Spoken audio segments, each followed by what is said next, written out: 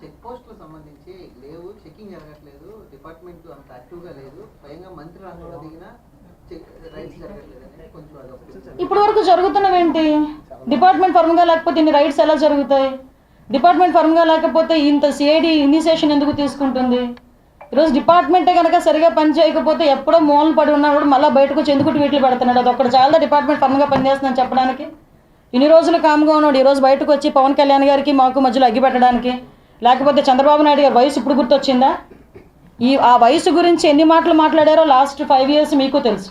చంద్రబాబు నాయుడు గారు ఉంటారా? చంద్రబాబు నాయుడు గారు మళ్ళా చేస్తారా?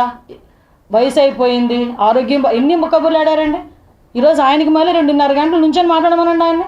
ఎవడది మాట్లాడుతున్నాడు అంటే? ఈరోజు మీకు అర్థం అవ్వాల్సింది ఏంటంటే, కలుగులో ఉన్న ఎలక బయటకు వచ్చి అరుస్తోంది అంటే మా డిపార్ట్మెంట్ కలుగులోంచి బయటికి లాగిందని అర్థమైందా? కాబట్టి ఇప్పుడు డిపార్ట్మెంట్ ఫర్మ్గా పనిచేస్తున్నారు, మీరే చెప్పండి. ఈరోజు ఆ రోజు అనుమానంగా పడి అనవసరంగా మొత్తం డిపార్ట్మెంట్ వాళ్ళందరినీ కూడా అలర్ట్ చేసేసి ఆ రోజు హంగామా సృష్టించింది వాళ్ళు.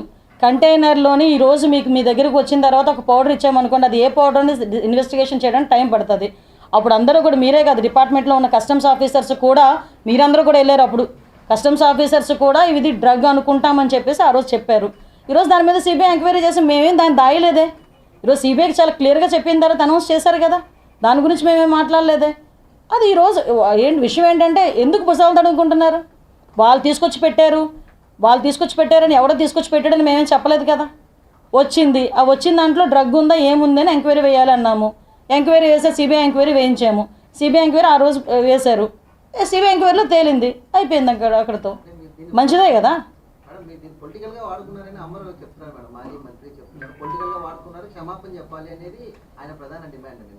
ఆయన కోడిగుడ్డుగా వాడాడు పొలిటికల్గా, మీరు కంటైనర్ల గురించి మాట్లాడుతున్నారు.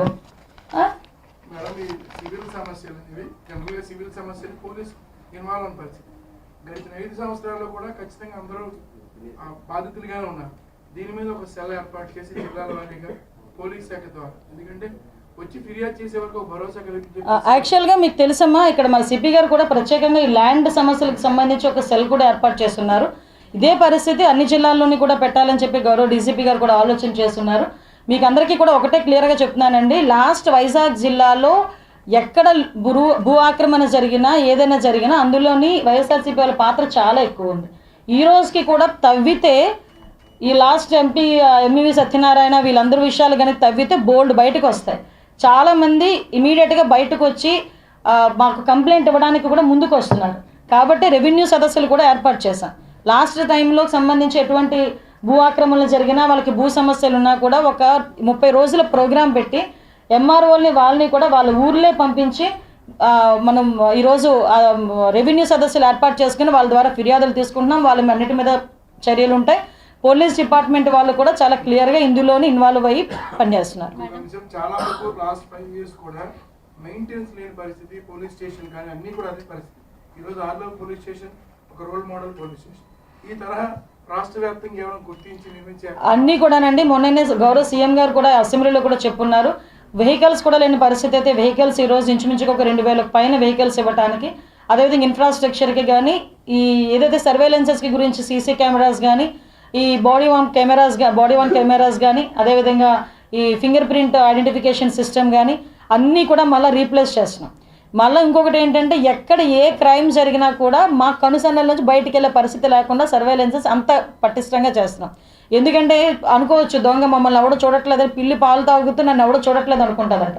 ఈరోజు అలాంటి పరిస్థితి ఏ దొంగకి కానీ ఏ హంతకుడికి కానీ ఉండకూడదనే ఉద్దేశంతో మొత్తం సర్వేలెన్సెస్ అన్నీ కూడా మొత్తం మేజర్ సిటీస్లో ముందు ఇమీడియట్గా పెట్టే పరిస్థితి ఉంటుంది.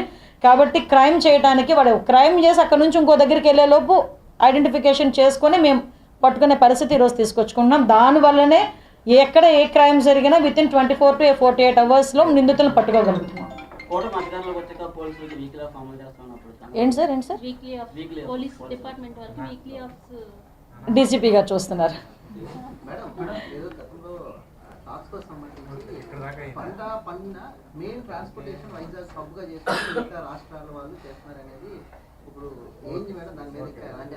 ఏమా ఈగలు పెట్టాం ఈ రోజు వరకు. మీరు ఈ రోజు దేవుడి దేవాలయం మమ్మల్ని క్వశ్చన్స్ అడుగుతున్నారు, మంచిదే.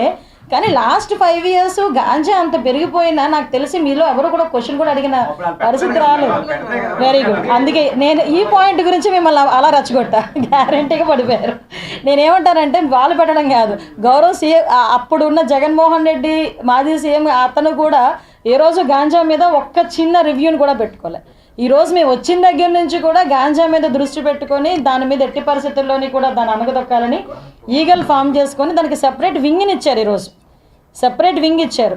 సెపరేట్ వింగ్ ఇచ్చి మెయిన్ మనకి ఆఫీస్ విజయవాడలో ఉన్నా కూడా సబ్ ఆఫీస్ ఇక్కడ విశాఖపట్నంలో పెట్టి ఇక్కడ నుంచి ఆపరేషన్ స్టార్ట్ చేయడానికి ఆల్రెడీ ప్రతి జిల్లాలోని కూడా ఎస్పీస్ అందరూ కూడా దిగిపోయారు, రంగంలోకి దిగారు.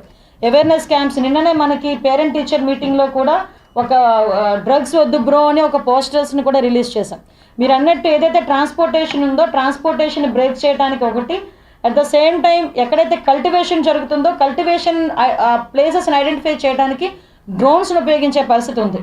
డ్రోన్స్ని కూడా పంపించుకొని ఐడెంటిఫికేషన్ చేసుకొని అక్కడికి మళ్ళీ మా డిపార్ట్మెంట్ వాళ్ళు వెళ్ళి అదంతా కూడా డిస్ట్రాయ్ చేయడానికి ఒక ప్రణాళికబద్ధంగా వెళ్తున్నాం. మీ సహకారం కూడా మాకు కంపల్సరీ కావాలి, మీడియా సహకారం కూడా ఇవ్వండి. మేడం సిపి గారి విషయంలో అయితే మటుకి నిజంగా వైజాగ్ నగరంలో అరికట్టిందంటే డ్రగ్స్ విషయంలో entire credit goes to our city. Thank you so much. Not only గంజాయి, మిగతా విషయంలో కూడా మిగతా అన్ని సిపిలు కూడా అందరు సిపిలు కూడా అలా ఉంటే మనం షూర్ ఏముంది అంటే మేము అంటాం కదా, మా పని మేము చేసుకుంటున్నాం, అది వాళ్ళ పని వాళ్ళు చేస్తున్నారు, ఎవరి పని వాళ్ళు చేస్తున్నారు. ఇక్కడ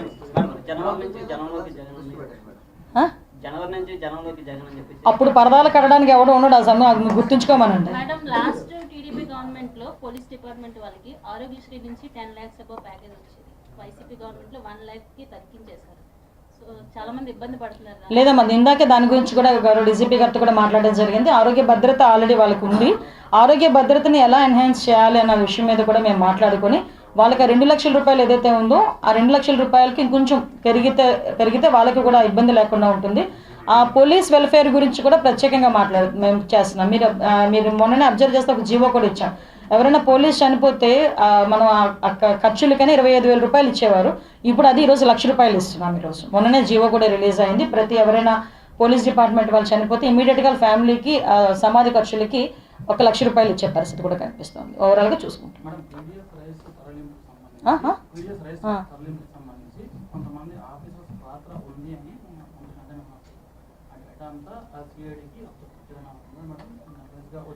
విషయం ఏంటంటే ఇప్పుడు సిఐడికి అప్పచెప్పాము, సిఐడి నివేదిక ఇవ్వాలి. అందులో నా ఆఫీసర్స్ ఇన్వాల్వ్ అయ్యారా లేకపోతే ఈ వైసీపీ బ్యాచ్ ఇన్వాల్వ్ అయ్యిందా అవన్నీ కూడా మీకు తేటదల్లంగా సిఐడి ఆఫీసర్స్ కూడా ఒకరోజు ప్రెస్ మీట్ పెట్టి చెప్తారు.